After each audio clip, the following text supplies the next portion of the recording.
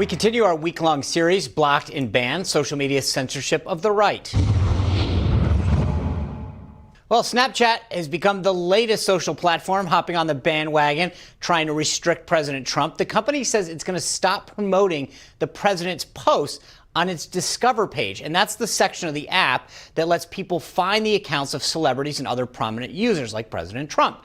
In a company memo, Snapchat CEO Evan Spiegel wrote, quote, "We simply cannot promote accounts in America that are linked to people who incite racial violence, whether they do so on or off our platform." We're going to talk about that with Turning Point USA's Charlie Kirk in a minute. But first, the president last week signed an executive order to regulate social media companies. Twitter claims that it threatens free speech. Joining us to talk about the legal implications, though, is Alan Dershowitz, criminal defense attorney, Harvard Law professor emeritus, and author of the book Guilty by Association. Professor, welcome back. Thank you. The name of the book is Guilt by Accusation. I apologize. My homework will be to read it twice now. Good. So let me ask you this. Snapchat is banning the president from being part of this search. And it wasn't like he actually did something on their platform. They're saying because it occurred off his platform. You know, this seems to me we're going down a very slippery slope. Dennis Prager on our show the other day said that this is like United Airlines banning people from coming on their planes with Wall Street journals. Is that a fair analogy? The difference is that airlines are highly regulated. Now, they're not regulated as to what you can bring on to read, but they're a highly regulated industry. Whereas up to now, the social media are not at all regulated, except as all businesses are by antitrust laws, by laws involving the FTC, Federal Trade Commission. But they're not obligated to be fair. They're not obligated to have the same rules for everybody by law or by the Constitution.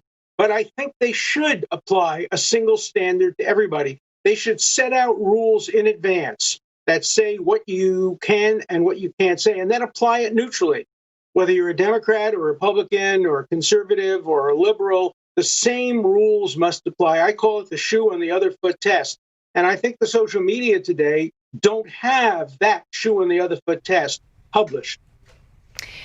You know, Professor, something that's really interesting, a lot of people are concerned about their freedoms of speech being taken away from them. And even Twitter, this was their reaction to the president's executive order. They said, quote, "This EO is a reactionary and politicized approach to a landmark law, hashtag section 230. It protects Americans' innovation of freedom and expression, and it's underpinned by the democratic values it attempts to unilaterally erode. It threatens to the future of online speech and internet freedoms." End quote. Does this hurt freedoms or does it loosen them? Well, I think it has both effects. First of all, I'm not particularly in favor of that law. It does have the government intruding on the private marketplace. What it does is it gives exemptions. The government should either have a hands-off policy, let the marketplace prevail, or it should demand fairness in some way. But to give social media exemptions, I mean, I know I have been defamed repeatedly by social media. I'm now in the process of doing a lawsuit against Netflix. And you have no response today. They won't put you on to answer. They won't allow you in their marketplace of ideas. And so there have to be ways of responding. And I think free speech requires that the free speech be on all sides, not skewed in one direction or another. Today, it's conservatives who are being discriminated against. Tomorrow, it will be liberals who are being discriminated against. Each would be equally wrong. We cannot have skewed social media if the social media is to play such an important role in our politics. You know, Professor, I agree with the general philosophy of what you're saying, and that should be a concern to both sides. But unfortunately, it always seems to come down against the right, and there's not a prominent circumstance I can believe that ever occurred for someone on the left where they've been banning them. So that's where the difference is that I have. Real quick, though, let me just ask you this: why do media companies have? Why does these platforms have more protection than a media company? They should. And that's why I'm not particularly in favor of the law. But by the way, I think you're right about the censorship being biased.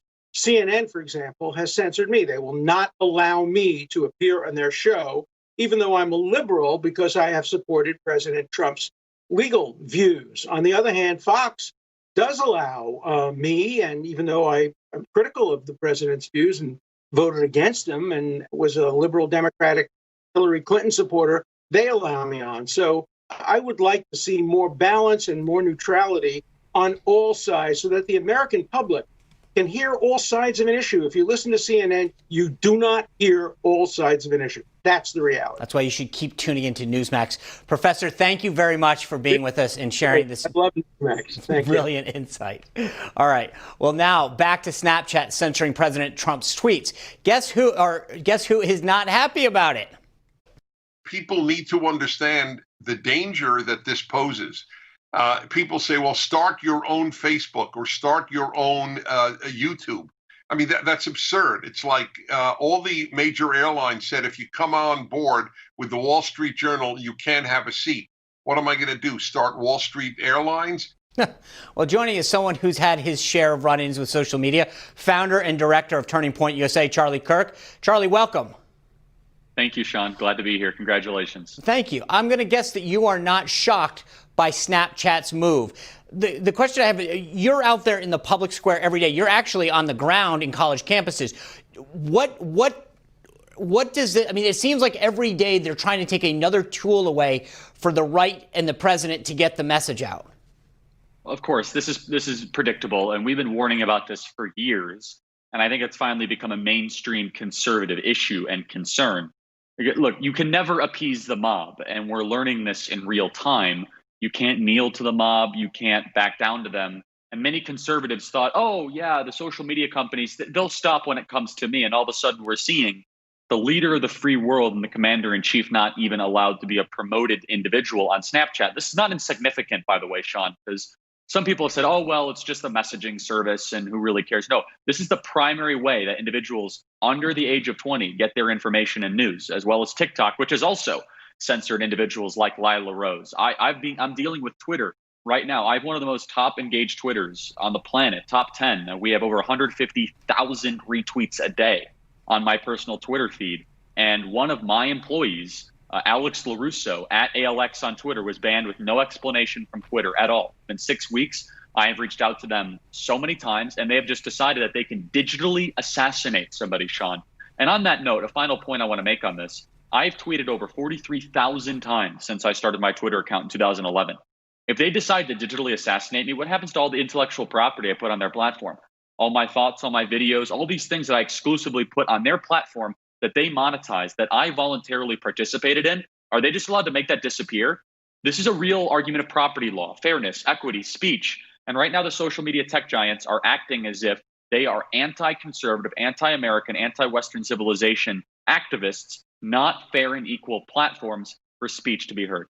Charlie, I know that you know about this, but I want our viewers to see what you recently wrote in an op-ed in the Washington Post saying it's time to treat tech platforms like publishers. Let's be clear. When these companies censor or suppress conservative content, they are behaving as publishers and they should be held legally responsible for all the content they publish. If they want to continue hiding behind Section 230 and avoid legal and financial calamity, they must be reformed. And so what is the answer for them to be reformed, and how should this change so that they are treated like a publisher? Obviously, the president put in his executive order, but I think it's important for people to understand that this is for both sides, not just conservatives. Yeah, I mean, look, the tech companies are all staffed by anti-Americans and people that hate Donald Trump, so it's not much of an issue for the liberals, as Sean has said. It just isn't. But yeah, it is an issue for all Americans eventually, because they will go after the soft liberals and the radical Marxists will want this platform to be only theirs. But yeah, I wrote this piece. The president just tweeted last night in favor of my position on Section 230. So here's the issue, is that Facebook, Twitter, Instagram, Snapchat, Google, they are funding content. They are funding they're funding shows, not dissimilar from this show right now. And so when you are actually in the business of publishing certain opinions, which they now are, it's no longer about content neutrality with them. They are now in the business of putting money behind actual individuals that are expressing viewpoints. Well, then you have to be then held legally responsible under what is said on your platform. The significance of this is these tech companies will not be able to have the oligopoly that has been able to be created here. And I want your listeners to understand, 92% of all search results go through Google. If Google wants to defeat Donald Trump, they will. It's that simple. There's nothing we can do about it. There is no recourse against Google unless we use the tools of the federal government to ensure fairness. Google can topple a civilization. They can make someone that is corrupt and clueless like Joe Biden become commander in chief. And there's little to nothing we can do about it. They can manipulate search results. They can make polling locations seem where they are not. We saw this in the 2018 election. Dr. Robert Epstein, who's terrific, came out with a study that said the midterm elections are probably steered by Google, and 2 or 3 million votes could easily happen this November. And he's a Democrat Hillary Clinton supporter who has said this. We as conservatives will not have a country anymore if we do not rise up against the idea of tech tyranny invading our country. I can't echo what you just said enough. We talked about so much interference in the last election. Democrats and the left went nuts. This is their interference right now. And Charlie, thank you for sharing this with us, but also thank you for the fight that you're out there fighting to make sure that these guys are held accountable. Thanks. Appreciate it. Well, NFL quarterback Drew Brees is under fire from fans and his teammates for something he said, but were his words misinterpreted? That story when our company joins us next.